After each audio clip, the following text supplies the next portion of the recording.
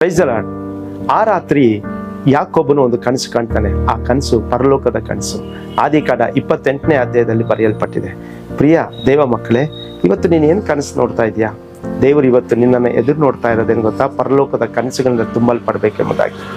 ಒಂದು ವೇಳೆ ನೀನು ಅಪವಿತ್ರವಾದ ಕನಸುಗಳು ನೋಡಿ ನಿನ್ನನ್ನು ಅಪವಿತ್ರ ಮಾಡ್ಕೊಳ್ತಾ ಇದೆಯಾ?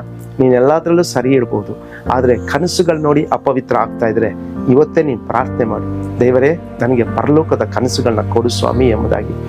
ಯಾಕೊಬ್ಬನಿಗೆ ದೇವರು ಆ ರಾತ್ರಿಯಲ್ಲಿ ಪರಲೋಕದ ಕನಸು ಕೊಟ್ಟಿರೋದಾಗಿದ್ರೆ ನೀನು ಪ್ರಾರ್ಥನೆ ಮಾಡಿದ್ರೆ, ನೀನು ಮಲಗಬೇಕಾದ್ರೆ ದೇವರು ಖಂಡಿತವಾಗಿ ನಿನಗೂ ಪರಲೋಕದ ಕನಸು ಕೊಡ್ತಾರೆ. ಆ ಪರಲೋಕದ ಕನಸೇನು? ಒಂದು ವೇಳೆ ನೀನು ಸುವಾರ್ತೆ ಸಾರ್ತಾ ಇರುವಂಥ ಕನಸು, ಒಂದು ವೇಳೆ ನೀನು ಪ್ರಾರ್ಥನೆ ಮಾಡ್ತಾ ಇರುವಂಥ ಕನಸು, ಒಂದು ವೇಳೆ ದೇವರ ವಾಕ್ಯಗಳನ್ನ ಕೇಳ್ತಾ ಇರುವಂಥ ಕನಸು, ಈ ರೀತಿಯಾದಂಥ ಕನಸುಗಳನ್ನ ದೇವ್ರು ಕೊಡೋಕ್ಕೆ ಇಷ್ಟಪಡ್ತಾರೆ.